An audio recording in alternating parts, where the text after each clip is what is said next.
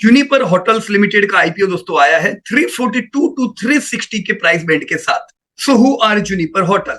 Friends, they are luxury hotel development and ownership company and are the largest owner by number of keys of Hyatt affiliated hotels in India. दोस्तों, भारत में hotel industry के segment किए गए हैं, जैसे luxury, upscale segment, upper mid scale segment और economy segment. Hotel industry का growth दोस्तों आने वाले 5 सालों में 12% कगार से बढ़ने की उम्मीद है।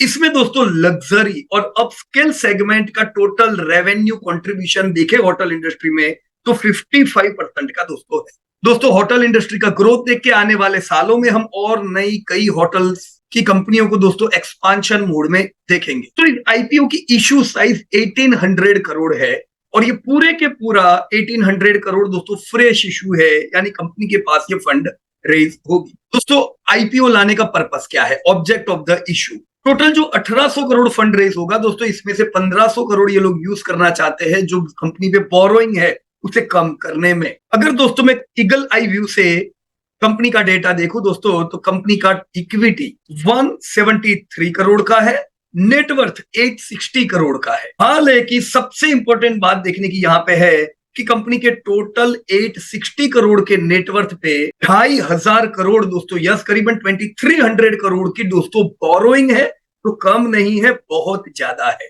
तो डेब्ट टू इक्विटी रेशियो बिल्कुल फेवरेबल नहीं हुआ दोस्तों। ऐसी कंपनी में ऐसे तो इन्वेस्ट नहीं करना चाहिए अगर आपके पास और चॉइस हो। सेल्स ग्रोथ कंपनी का अच्छा है, सिर्फ 166 करोड़ 2 साल पहले का टर्नओवर था, वो 2022 में 309 करोड़ हुआ और लास्ट ईयर 667 करोड़ हुआ। तो कंपनी ग्रो तो कर रही है दोस्तों, लेकिन प्रॉफिटेबिलिटी यहाँ पे बिल्कुल नहीं है और डेब्ट बहुत ज्यादा है, इंटरेस्ट पेमेंट बहुत ज्यादा दोस्तों होगा। इसका बिल्कुल ध्यान रखे। तो सबसे पहली चीज, अगर मैं आईपीओ भर रहा हूं मुझे क्या मिलता है दोस्तों? अर्निंग में मुझे नेगेटिव अर्निंग मिल रही है, कंपनी प्रॉफिट में नहीं है। सेकंड, बुक वैल्यू कंपनी की 59 रुपीज है। तो वैसे भी दोस्तों अगर मैं 360 रुपीज पे करता हूं, 60 रुपीज की बुक वैल्यू के सामने मैं 6 गुना ज्यादा पैसा दे रहा हूं, जो अगेन बहुत ज्यादा है। अब दोस्तों आईपीओ से अगर इन 2300 करोड़ की बोरोइंग में से 1500 करोड़ की बोरोइंग कम हो जाएगी तो भी 700 करोड़ बोरोइंग भी बहुत ज्यादा है दोस्तों, और वो भी हम ही पैसा दे बोरोइंग खत्म करने के लिए, ये कौन सी बात है? सो हमने अब तक देखा दोस्तों, जो 350 रुपया मैं कहीं पे कर रहा हूं उसमें मेरी अर्निंग तो एक्चुअल नेगेटिव है और बुक वैल्यू भी बड़ी कम है, बोरोइंग भी और लेके आने वाला हूं, right? So this all points are not so much great. So पहली चीज दोस्तों, मैं 350 पे कर रहा हूं, मुझे अर्निंग नेगेटिव मिल रही है, मेरी बुक वैल्यू से मैं 6 गुना पे कर रहा हूं, डेब्ट मेरे पे सर पे बहुत ज्यादा है, और इसे जब मैं दूसरी होटल से कंपेयर करूं तो मेरे सामने इंडियन होटल जैसी कंपनी है जहां पे टाटा ग्रुप जैसा ब्रांड है और दोस्तों वो 6000 करोड़ का टर्नओवर करते 10 गुना ज्यादा।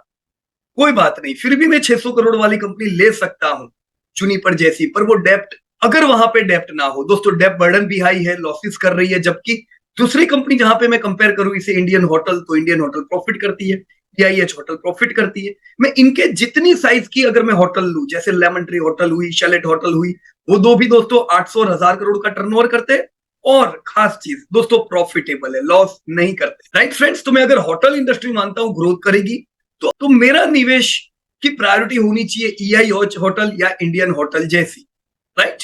जी हाँ दोस्तों, हम रिकमेंड नहीं कर सकते हैं कि हम लॉन्ग टर्म के लिए दोस्तों यूनिपर होटल में निवेश करें। Disclosure: This update is for educating purpose. We are not tip provider.